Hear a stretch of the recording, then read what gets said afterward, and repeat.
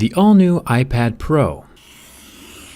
Plenty of new design changes, thinner bezels, and no home button or headphone jack. It's time to see if this massive tablet is durable.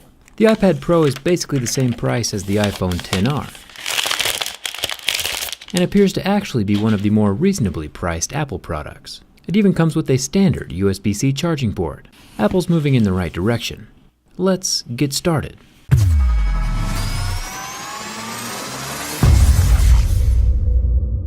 This is the smaller of the two iPads, the 11-inch version, perfect size for a backpack or book bag. Apple has also released an updated version of the Apple Pencil, which is good. Last year's design included plenty of stupid. Poking out the bottom of the iPad while charging, like an elephant trunk just waiting to snap off. This year it's held onto the side of the iPad with magnets, and charges wirelessly. Not quite as smooth as the integrated Note 9 S Pen, which charges internally in seconds with a supercapacitor. Apple doesn't include this pencil in the box, probably out of respect to Steve Jobs. Who wants a stylus? You have to get them and put them away and you lose them. Yuck. Nobody wants a stylus. But let's be honest, they mostly just want you to pay extra for it. The tip of the pristine, clean white pencil does not appear to be replaceable, like they are on Samsung's S Pen, so if you want a finer tip, you'll just have to sharpen it manually. We all know it's what's inside the Apple Pencil that matters most though. Dead center is the weakest point, probably a tad stronger than your average wooden pencil. This immediately gives us unrepairable access to the wireless charging component. These copper coils absorb energy wirelessly through the induction field on the side of the iPad. I'll skin the rest of the pencil. It has a pressure-sensitive tip and a row of strong magnets along the flat side of the writing utensil. The upper half is a bit harder to get inside. The super white plastic coating is not meant to come off. Inside of the upper half of the stiff metal frame is where the battery resides. I tried opening up the metal to get a better look at the battery size and information, but after it squirted battery acid at me, I decided it was not a fun activity. Let's start with the scratch test. We know glass is glass at this point, but we still gotta check and make sure Apple isn't pulling a fast one on anyone and using less durable materials than what we're used to. It is interesting to see how thin the glass is though. Each scratch of my pix leaves major temporary impressions on the pixels. We get the standard scratching at a level 6 with deeper grooves at a level 7. So the screen is still made from glass and not plastic, but it's super thin. There is a front-facing camera, does the whole Face ID thing now that the home button is gone. The volume buttons up in the right-hand corner are made from metal, along with the whole right side of the iPad. Except for this little patch of plastic in the middle for the wireless charging. Induction can't happen through metal, so Apple cut out the metal and added this little plastic layer that allows the power to flow through to the pencil. Hopefully the plastic doesn't compromise any structural integrity later on. Down at the bottom we get our two large speaker grills. We'll have to see if these are decoration or not during the teardown video. And we also have our USB-C port, which can be used to charge other devices. Pretty cool. Hopefully Apple makes this port the standard across all their devices in the future. That would be an awesomely beneficial move for the customer. The left side of the iPad is blank, except for one little microphone hole right smack dab in the center. You know how easy it is to rip your jeans after a hole has already been started? The same thing applies to metal. That hole is a weak point, and I can see this probably being a problem in the future. There are two more microphone holes up at the top of the iPad, in between the two ginormous speaker grills. There's also the power button, all metal. The back of the iPad Pro is also metal. Apple focused quite a bit on how well people can draw on the new iPad Pro, but they never really specified on which side of the iPad the drawings need to occur. This is the biggest art class with Jerry Canvas I've ever had.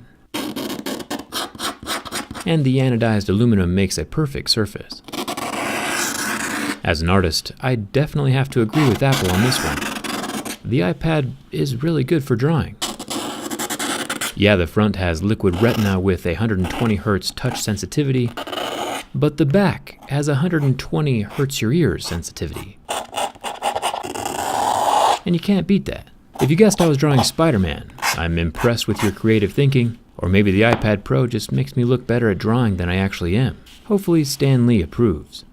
The Apple logo does kind of distract from the overall appearance though, so it's good to know if you ever want to get rid of the Apple logo or hide any accidental scratches, dbrand has you covered.